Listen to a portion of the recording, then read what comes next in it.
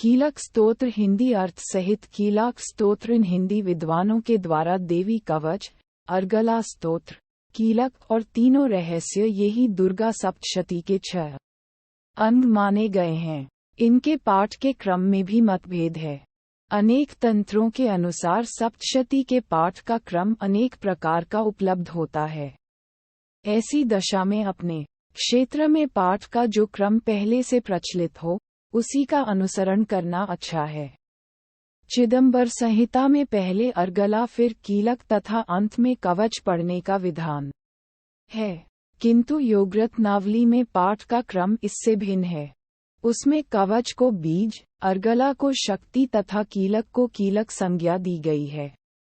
जिस प्रकार सब मंत्रों में पहले बीज का, फिर शक्ति का तथा अंत में कीलक का उच्चारण होता है, उसी प्रकार हमें पहले कवचरूप बीज का, फिर अर्गलारूपा शक्ति का तथा अंत में कीलकरूप कीलक का क्रमशः पाठ करना चाहिए।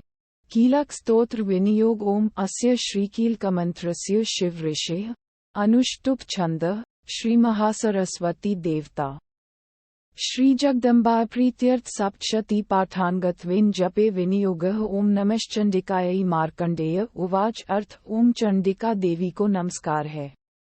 मार्कंडेय ऋषि कहते हैं ओम विशुद्ध ज्ञान देहाय त्रिवेदी दिव्य चक्षुषे श्रेय प्राप्ति निमित्ताय नमः। सोमार्धधारिणे विशुद्ध ज्ञान ही जिनका शरीर है, तीनों वेद ही जिनके 3 दिव्य नेत्र हैं, जो कल्याण प्राप्ति के हेतु हैं तथा अपने मस्तक पर अर्धचंद्र का मुकुट धारण करते हैं, उन भगवान शिव को नमस्कार है। सर्वमेत विजानीयान मंत्राणाम भिकीलकम सोपी क्षेम विनोति सततम जाप्य। तत्पर मंत्रों का जो अभिकीलक है, अर्थात मंत्रों की सिद्धि में विघ्न उपस्थित करने वाले शापरूपी कीलक का जो निवारण करने वाला है, उस सप्तशती स्तोत्र को संपूर्ण रूप से जानना चाहिए और जानकर उसकी उपासना करनी चाहिए। यद्यपि सप्तशती के अतिरिक्त अन्य मंत्रों के जप में भी जो निरंतर लगा रहता है, वह भी कल्याण का भागी होता है। सिद्ध्यन्त्युच्चाटनदीनि वस्तूनि सकलान्यपि एतेन स्तुवता देवी स्तोत्रमात्रेण सिद्ध्यति। उसके भी उच्चाटन आदि कर्म सिद्ध होते हैं तथा उसे भी समस्त दुर्लभ वस्तुओं की प्राप्ति हो जाती है। तथापि जो अन्य मंत्रों का जप न करके केवल इस सप्तशती नामक स्तोत्र से ही देवी की स्तुति करते हैं, उन्हें स्तुति मात्र से ही सच्चिदानंद स्वरूपिणी देवी सिद्ध हो जाती है। न मंत्रो नौषधम तत्र न किंचित भी विद्यते विना जाप्येन सिद्ध्येत स्वमुच्चाटनादिकम। उन्हें अपने कार्य की सिद्धि के लिए मंत्र, औषधि तथा अन्य किसी साधन के उपयोग की आवश्यकता नहीं रहती। बिना जप के ही उनके उच्चाटन आदि समस्त आभिचारिक कर्म सिद्ध हो जाते हैं। समग्राण्यपि सिद्ध्यन्ति लोकशंकामिमा हरः कृत्वा निमंत्रयामास सर्वमेवमिदं शुभम। इतना ही नहीं, उनकी संपूर्ण अभीष्ट वस्तुएं भी सिद्ध होती हैं। लोगों के मन में ये शंका थी कि जब केवल सप्तशती की उपासना से अथवा सप्तशती को छोड़कर अन्य मंत्रों की उपासना से भी समान रूप से सब कार्य सिद्ध होते हैं, तब इनमें श्रेष्ठ कौन सा साधन है। लोगों की इस शंका को सामने रखकर भगवान शंकर ने अपने पास आए हुए जिज्ञासुओं को समझाया कि यह सप्तशती नामक संपूर्ण स्तोत्र ही सर्वश्रेष्ठ एवं कल्याणमय है। स्तोत्रम वै चंडिकायस्तु तच गुप्तम चकार सह समाप्तिं च पुण्यस्य ता यथावन नियंत्रणाम। तदनंतर भगवती चंडिका के सप्तशती नामक स्तोत्र को महादेव जी ने गुप्त कर दिया। सप्तशती के पाठ से जो पुण्य प्राप्त होता है, उसकी कभी समाप्ति नहीं होती, किंतु अन्य मंत्रों के जप से उत्पन्न पुण्य की समाप्ति हो जाती है। अतः भगवान शिव ने अन्य मंत्रों की अपेक्षा जो सप्तशती की ही श्रेष्ठता का निर्णय किया, उसे यथार्थ ही जानना चाहिए। सोपी क्षेमवनोति सर्वमेव न संशयः कृष्णाया वा चतुर्दश्यामष्टम्या वा समाहितः ददाति प्रतिगृह्णाति नान्यथेष प्रसीदति। इत्थनरूपेण कीलेन महादेवन कीलितम। अन्य मंत्रों का जप करने वाला पुरुष भी यदि सप्तशती के स्तोत्र और जप का अनुष्ठान कर ले तो वह भी पूर्ण रूप से ही कल्याण का भागी होता है, इसमें तनिक भी संदेह नहीं है।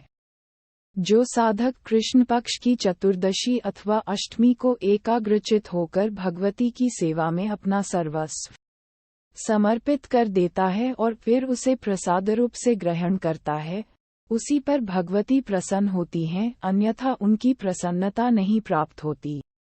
इस प्रकार सिद्धि के प्रतिबंधक रूप कील के द्वारा महादेव जी ने इस स्तोत्र को कीलित कर रखा है। यो निष्कीला विधायिना नित्यम जपति संस्फुटम स सिद्धः स गणः सोपि गंधर्वो जायते नरः। जो पूर्वोक्त रीति से निष्कीलन करके इस सप्तशती स्तोत्र का प्रतिदिन स्पष्ट उच्चारण पूर्वक पाठ करता है, वह मनुष्य सिद्ध हो जाता है, वही देवी का पार्षद होता है और वही गंधर्व भी होता है। न चैवाप्यतस्य भयं क्वापि जायते नापमृत्युवश् याति मृतो मोक्षमनुयात्। सर्वत्र विचरते रहने पर भी इस संसार में उसे कहीं भी भय नहीं होता, वह अपमृत्यु के वश में नहीं पड़ता तथा देह त्यागने के बाद मोक्ष प्राप्त कर लेता है। ज्ञात्वा प्रारभ्य कुर्वीत न कुर्वाणो विनश्यति ततो ज्ञात्वैव संपन्नमिदं प्रारभ्यते बुधः। अतः कीलन को जानकर उसका परिहार करके ही सप्तशती का पाठ आरंभ करे।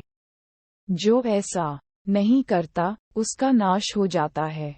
इसलिए कीलक और निष्कीलन का ज्ञान प्राप्त करने पर ही यह स्तोत्र निर्दोष होता है और विद्वान पुरुष इस निर्दोष स्तोत्र का ही पाठ आरंभ करते हैं। सौभाग्यादि च यत्किंचित् दृश्यते ललनाजने तत्सर्वं तत्प्रसादेन तेन जाप्यमिदं शुभम। स्त्रियों में जो कुछ भी सौभाग्य आदि दृष्टिगोचर होता है, वह सब देवी के प्रसाद का ही फल है। अतः इस कल्याणमय स्तोत्र का सदा जप करना चाहिए। शनैस्तु जप्यमानेऽस्मिन् स्तोत्रे संपत्तिरुच्चक्यः भवत्येव समग्रापि ततः प्रारभ्यमेव तत्। इस स्तोत्र का मन स्वर से पाठ करने पर स्वल्प फल की प्राप्ति होती है और उच्च स्वर से पाठ करने पर पूर्ण फल की सिद्धि होती है। अतः उच्च स्वर से ही इसका पाठ आरंभ करना चाहिए। ऐश्वर्यम यत् प्रसादेन सौभाग्यारोग्य संपदः शत्रुहानेः परो मोक्षः। स्तुयते सा न कि जनैः। ओम जिनके प्रसाद से ऐश्वर्य, सौभाग्य, आरोग्य, संपत्ति, शत्रुनाश तथा परम मोक्ष की भी सिद्धि होती है, उस कल्याणमयी जगदम्बा की स्तुति मनुष्य क्यों नहीं करते। कीलक स्तोत्र संपूर्ण यूनिक क्रिएशंस टीम।